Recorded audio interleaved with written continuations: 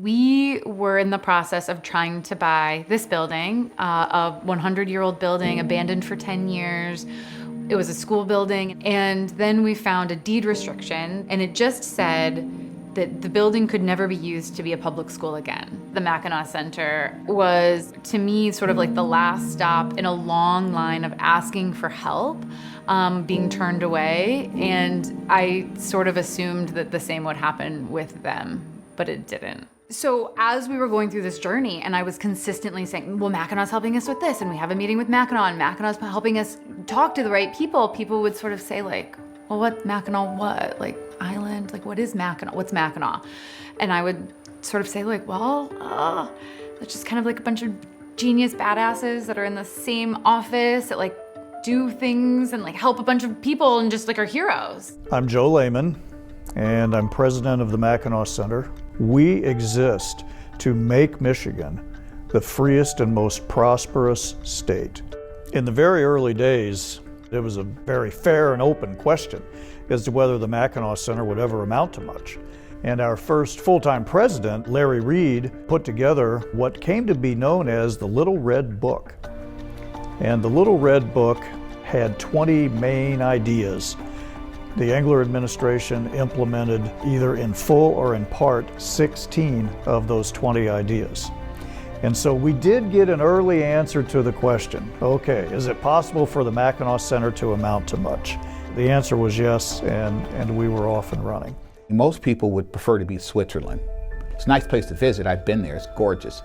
But it's not a place you want to fight. The Mackinac Center always picks a side, and it's always our side, because the principles are the same for enterprise. History made. Our state is now the 24th in the nation with a right-to-work law.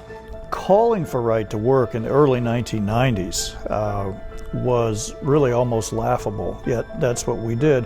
And it's because we understand how change happens, and we understand the role of a think tank. Our role is to talk about ideas before they're politically possible, to make them politically inevitable.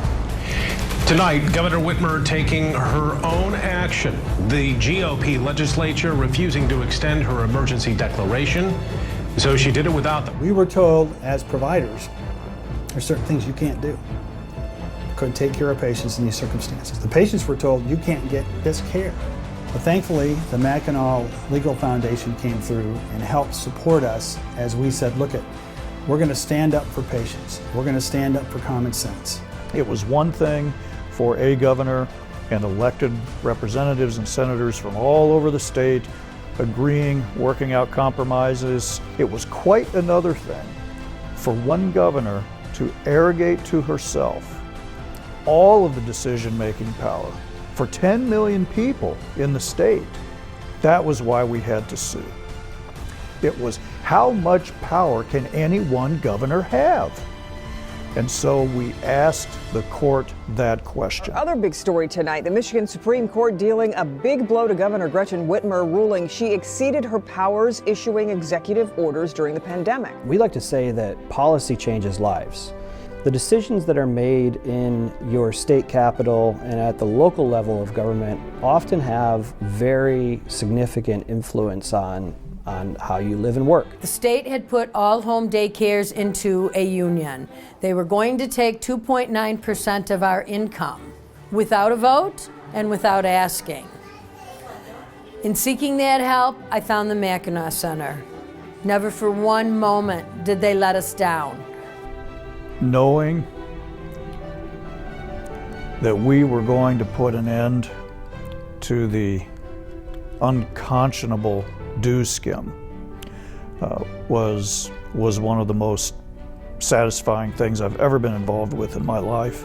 Thank you, Mackinac Center, for being there and for knowing that you're still there today when the average citizen is pushed and has nowhere to turn. Knowing you're there is a plus. Thank you.